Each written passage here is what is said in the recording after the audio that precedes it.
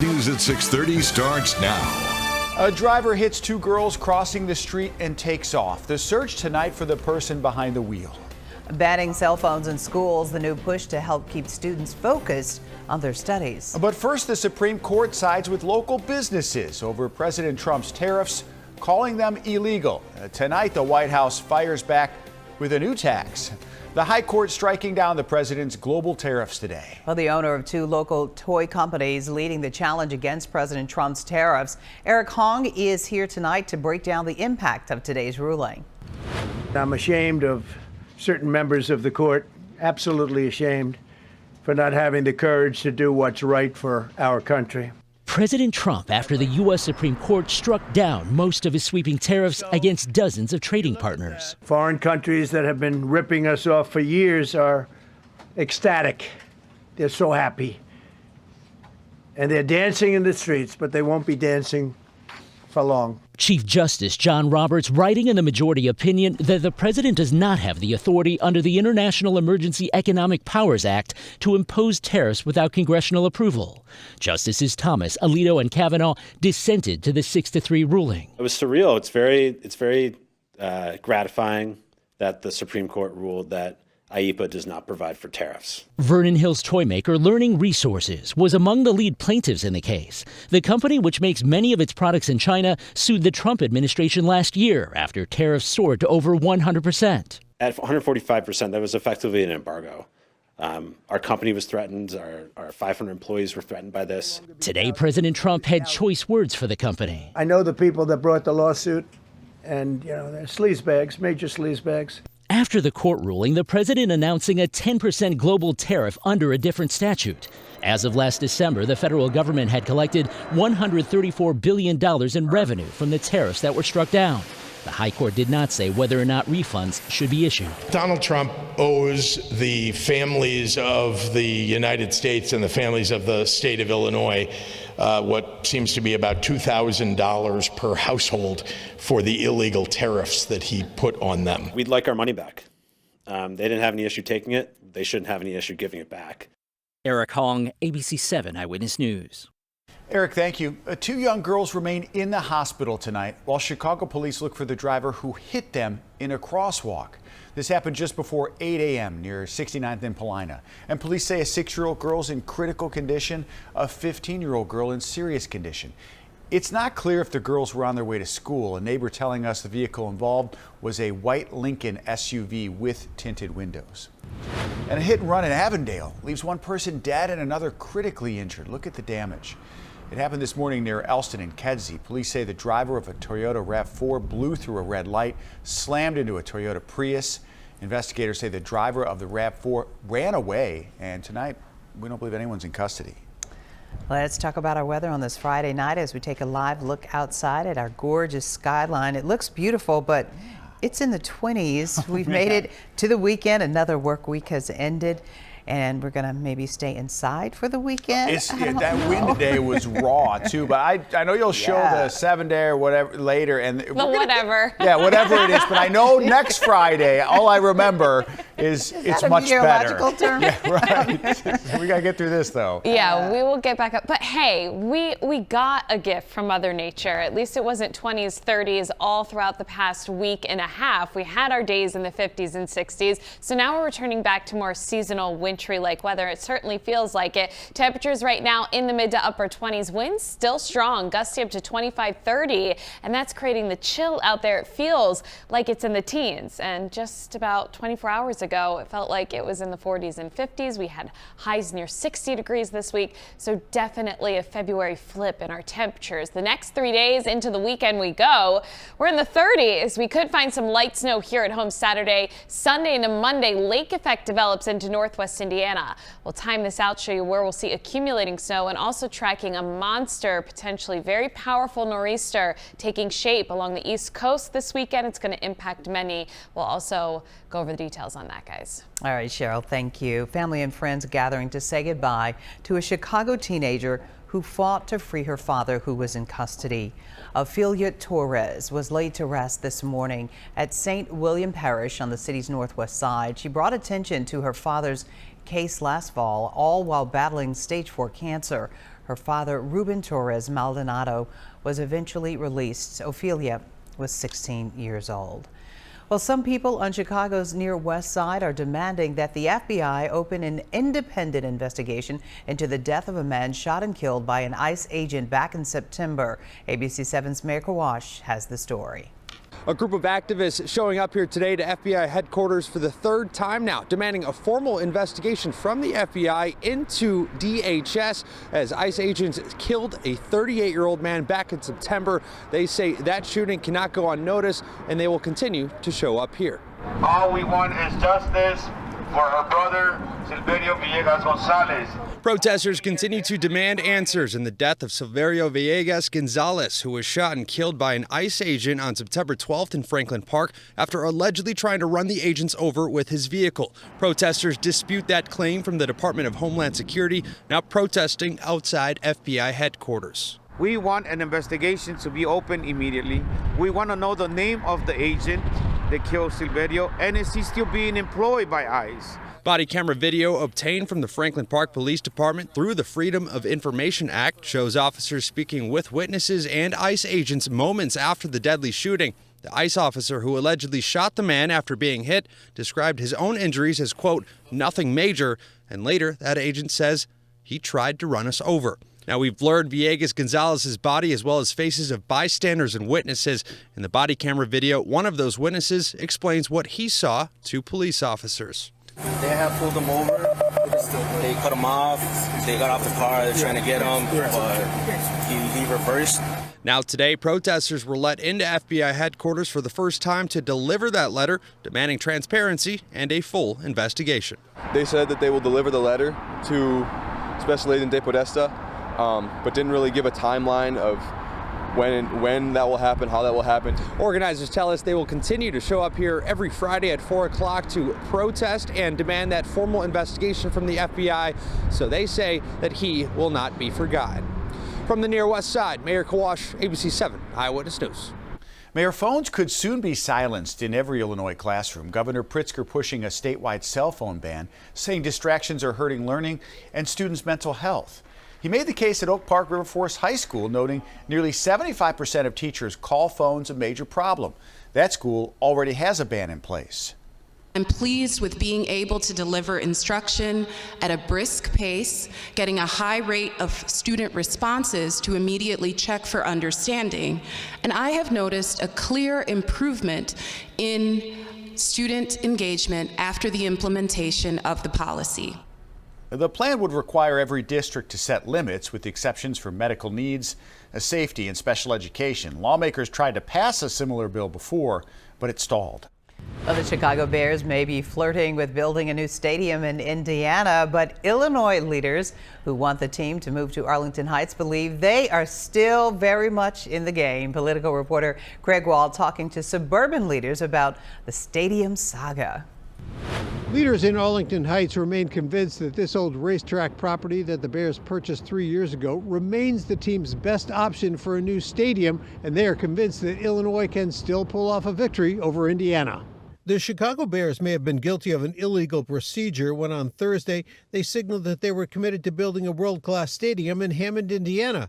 Randy Reckloss, the Arlington Heights village manager, says a call from the Bears just before the team's announcement assured him it was more of a false start. They reassured me that this statement is going to indicate progress in Indiana, but we had a great meeting yesterday. We don't want you to interpret it as any kind of sign of lack of progress in Illinois. The call came on the heels of what's been described as a very productive 3-hour meeting about a Bears stadium in Arlington Heights that included state and local leaders and representatives from the Bears. I'm very, very excited about the progress that's been made, and we're going full speed ahead. We know that they're working in parallel in Indiana, but that just gives us a sense of urgency. Honestly, I think the Bears need to make their intentions known. That those intentions could be, that they want to continue to talk to both states, but I think they need to clarify that The governor said it's clear Chicago is not in the running to keep the Bears, that it's down to Arlington Heights if the team is to stay in Illinois. That location, I think, is a much better location for development than anywhere that's been proposed in the state of Indiana. Phil Merriman, seen here with George McCaskey, has been a Bears season ticket holder for more than 3 decades. He says he has no interest in going to games if the team would move to Hammond. I would still remain a season ticket holder. That being said, though, I would likely follow the lead of many of the other non-loyal season ticket holders that sell their tickets up to almost every game, and then probably just attend the playoff games. Supporters of the Arlington Heights Stadium say Springfield needs to match the legislative urgency coming out of Indiana. I think the real message we heard yesterday is hurry up Springfield. We got a bill out of committee with a unanimous vote in Indiana, Republicans and Democrats all behind the bill. We got to do the same thing here. We got to move fast. Illinois lawmakers have scheduled a hearing for next Thursday on the so-called mega projects bill that would pave the way for the Bears to go ahead with the stadium development here, but there are still many other details that still need to be worked out to keep the Bears in Illinois. In Arlington Heights, Craig Wall, ABC7 Eyewitness News. Craig, thank you. Group of hockey fans gaining lots of attention for their hilarious antics.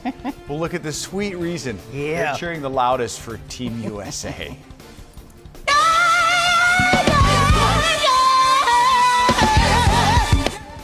Yeah, that was last year's honoree.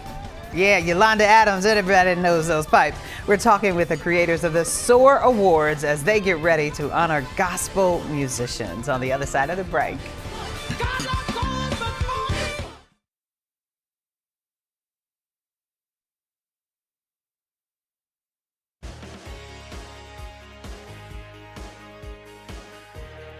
Hello. Hey, Justin and Rebecca, are you there? We are. All right, it's What Cheryl y'all and Rob. How doing? you doing? We're just testing your microphones right now. Y'all mad at us? He came in studio last year. Well, we miss you guys. We know we wanted to see y'all Wednesday. But we What's understand. up? Well, thanks for being with us. We're going to join you here live in just about a minute. Thank you.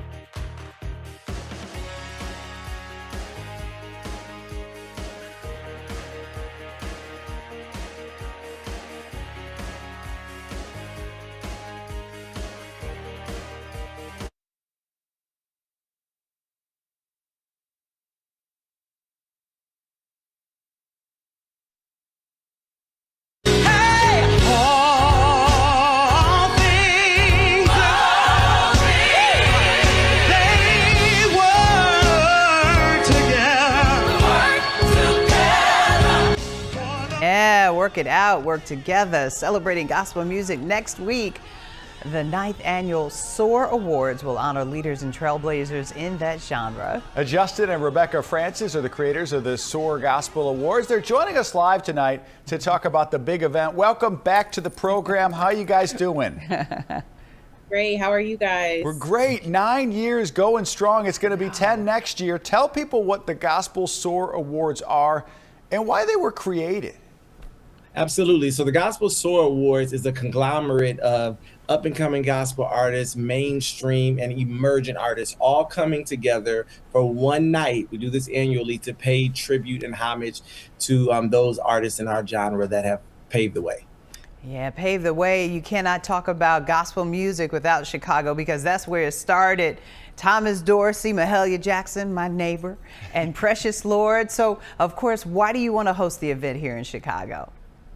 Well, Chicago, as you just said, is a mecca for gospel music. Yeah. And, you know, Chicago has been so supportive of, you know what I'm saying, gospel music and the SOAR Awards. Plus, we live just down the street in Rockford. So Chicago's been supporting us even while we had it in Rockford. So yeah. Chicago is our second home. Who can attend? What can guests expect this year? Everyone can attend. And this year we're going bigger than we did last year. We got this was our first, last year was our first year in Chicago, and so we were able to shape it how we thought we wanted to go. And so this year we're ready to come out with a bang. Tickets are already selling more than last year, so we're really grateful. And Chicago has been just amazing through this process. And so anybody is welcome, and you can grab tickets. Yep. Tickets are available now. It's a plethora of gospel artists that's going to be there. You never know who will come to the SOAR Awards. Yeah, see, they have those sing-offs or sang-offs. You know, Yolanda Adams. I don't know if y'all see the video. Last year we talked about Rob Elgas doing a soul-stirring announcement. We talked about you being a part of this celebration. No, but let's. These are talented professionals. You all know that's not going to happen. And they sound so good. Don't they sound good? It's just stirs your soul. Let's talk about some of the honorees this year and who's hosting and what performances will be taking place. Absolutely. Fred Hammond, legendary. Donnie McClurkin, Erica Campbell of Mary, Pastor Chris Harris from Chicago. And we're celebrating Ty Scott Records' 50th year of being in the industry. But the hosts are Kiara Sheard Kelly and American Idol winner of this past year, Jamal Roberts. So we're really excited about that. Jamal Roberts is going to be this close to me in town. There you go. Yeah. And Leandria Johnson. Yes. I think if you've been to a gospel performance, until you see it live, do you really appreciate the beauty of the song? But it's the emotion. Like, you walk away feeling so good. It's just it instantly livens you up. And do you expect that again this year? Absolutely. It is absolutely the feeling. I don't think anybody leaves saying they didn't feel something. And so when you're in the space and you hear the music and you feel the passion behind the artist, and then the audience also shows their passion and excitement, it is just such a vibe, and it's a place that everybody should want to attend. Yeah, you guys have the event on a Monday, so you can have church any day of the week, praise and worship on a Monday, of course. So last year was your first year, you guys. So what did you learn and make it different going forward? So this year it's going to be better, bigger, and more fun. Yeah. Absolutely. Well, one, we wanted to add different categories. So we have fan favorite categories that also go into, influencers are big. So we have Christian influencers. That's exciting. Yes. And we just wanted to make the show just a little cleaner. We really heard Chicago, some of their requests. Yeah. And I think that's why we're going to really take off this year. Justin, Rebecca. Every year will continue to grow. So. Absolutely. It's been great to have you on again. Cheryl knows I can't sing, but she can. And one of these years, you got to get her up there because she will. Got to give her a spot on the stage. I'm ready. We're ready. We're ready. And then if it's okay, we just auto-tune it a little bit, and it's. Then I can sing. Kidding. Me and Donnie McClurkin, we could do Stand together. Oh man. That's my man right there. We're gonna pass you the mic. Thanks for being here. I know faith is important to you and to both of you, so we appreciate your time and good luck coming up next month. Good to see you. All right, thank you both. Best blessings. Yeah, best blessings. Here's the detail. The SOAR Awards are going to be held Monday, March 2nd, so you have some time to get your tickets, 7 p.m.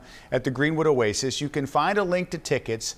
That's on our news app if you're watching us there, our website too.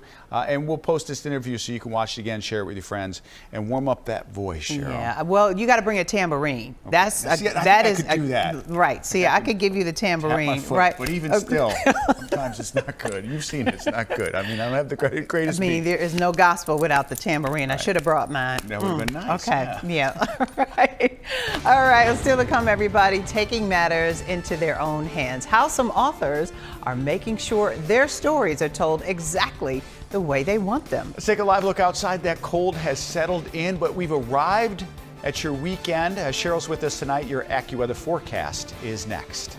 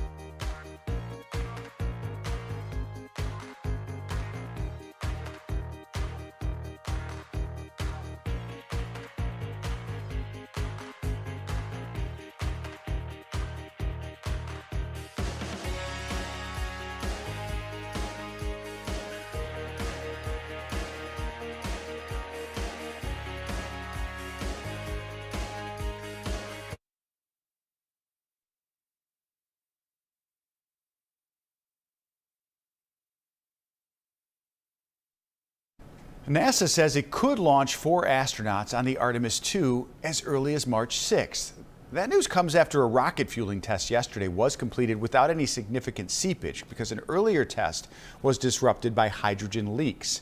Artemis II will take 4 astronauts on a 600,000-mile trip around the moon and back. Every night I look up at the moon and I see it and I get real excited because I can really feel she's calling us and we're ready. Yeah, there you go. In preparation for a possible March 6th launch, the 4 astronauts plan to go into mandatory 2-week health quarantine.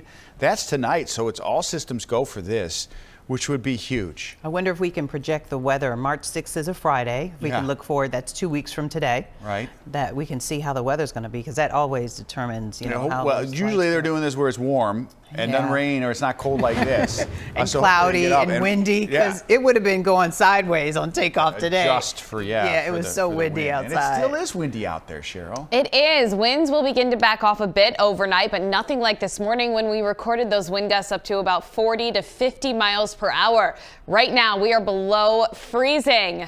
We are back in that frigid February chill. February flip, I'm calling it. We went from 60, now we have our temps below freezing. It feels even colder with those gusty winds.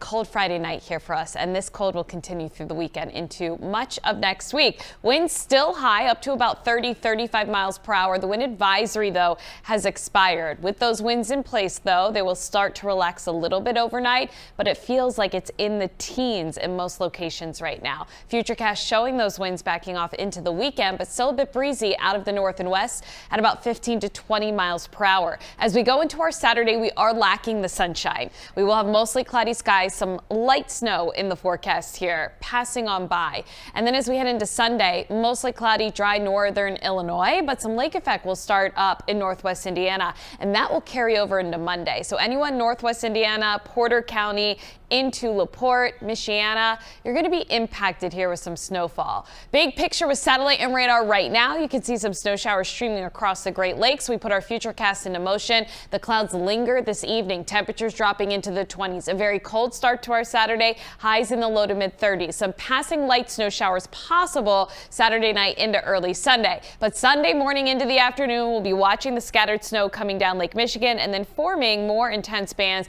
as we go Sunday night into early Monday. It does look like it will be concentrated a little bit farther into parts of southwest Michigan. However, Michiana, yes, getting in on some snow. So possibility there also for parts of Porter County. That's where we'll find some accumulating snow northwest Indiana by Monday morning. Snow impacts here where we are tracking just a few inches of snow, but again, some areas where that band sets up could see upwards of 3 to 4 inches of snowfall. Nothing like what is going to happen to the East Coast, the Mid-Atlantic. We're talking DC, Philly, up the I-95 corridor here in New York and New England. A powerful nor'easter taking shape here as we go into Sunday. Take a look at this low centered just off of the coast, and that is going to provide ample moisture, very heavy snow, high winds, blizzard-like conditions, and several inches of snow for so many Sunday into Monday. Anyone traveling to the east, you need to pay very close attention to that storm.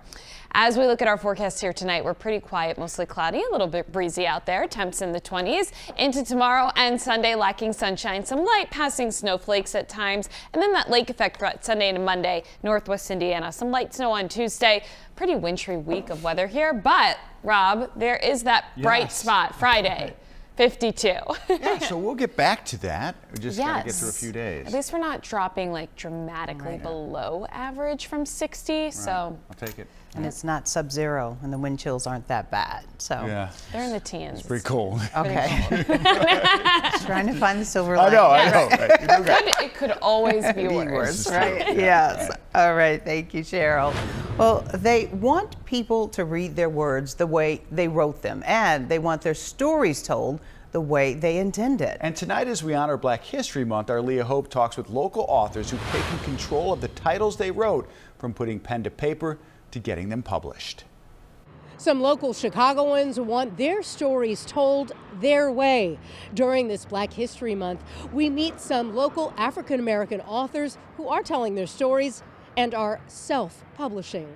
A unique book club. These are the authors, and they publish themselves. It started with Ariel Sylvester, who has a doctorate in early childhood education and loves to write. She didn't want to take the chance of a publisher altering her voice, so she self-published. But I also wanted to do something a little bit different, like make a murder mystery by a Black woman that has Black female characters as the leading role. Sylvester published 12 books in 7 genres under Pretty Nerd Publishing. She says readers identify with her authentic voice, free from stereotypes. You know, I want the dad to be a lawyer, the mom to be a professor, and the kids to be super talented and smart, and they're just a great superhero family. According to the U.S. Census, 12% of the U.S. population identify as African American. Only 6% of American authors identify as African American. And the African American Literature Club reports only 6% of publishers are Black-owned businesses. At book fairs and author events, Sylvester met others with stories they wanted to share.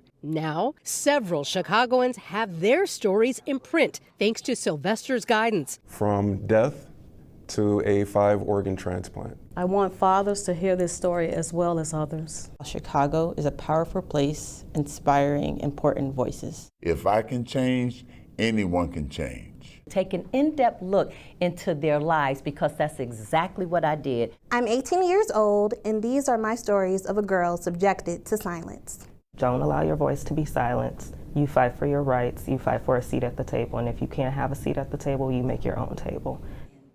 The authors tell us the other advantage to self-publishing is that whatever books are sold, they keep the profits. In Chicago, Leah Hope, ABC7 Eyewitness News. Leah, thanks.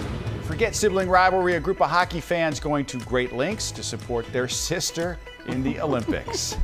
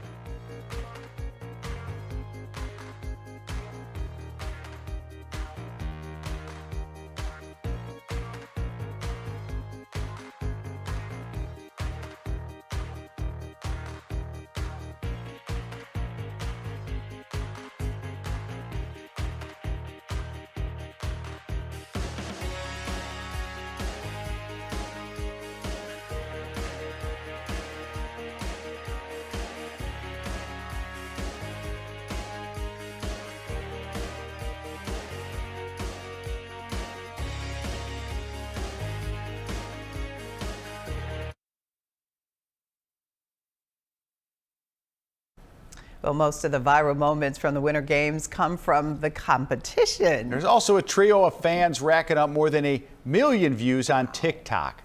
The Wynn brothers are in Milan cheering on their sister, U.S. hockey defender and gold medalist now, Haley Wynn. Her team took home the gold yesterday, and to show their pride and support, her brothers sport matching outfits to every game. My sister's not the loudest, so we wanted to be loud. We wanted to call attention to the team and to her. And so we planned out a couple of different outfits, and we were going to do these videos anywhere just because we like doing them. And everything that's got to come with it has just been crazy. They've dressed as bald eagles and showed off some moves in the alley outside their rented apartment. While they're having fun, they say they have a serious message for the fans. If someone says they don't like women's sports or like, I just want to watch the NHL and not the PWHL, it's because you haven't watched enough games. I mean, these are high-skilled, high-level players that have devoted their life to this craft who are playing like explosively with energy.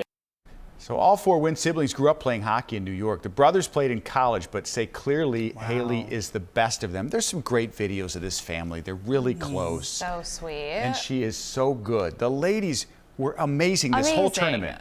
Yeah, I mean, you were watching, Cheryl, and they had outscored everybody like 33-1 going into the semis. Right, that's or something all. crazy. People have only scored like 2 or 3 points nuts. to their 33. And we have 2 from the Chicago area, so they call themselves now, of course, they've earned a gold medal. We're so proud. So the men's team, they got something to do on Sunday. Yes, we're waking up early. Oh. We're going to be cheering. It's going to be an intense game. They got to beat the Canadians. We're going to win. If nothing more, so we can give Ravi, our Canadian friend, a hard time. Because he's awfully cocky, ladies, about this matchup.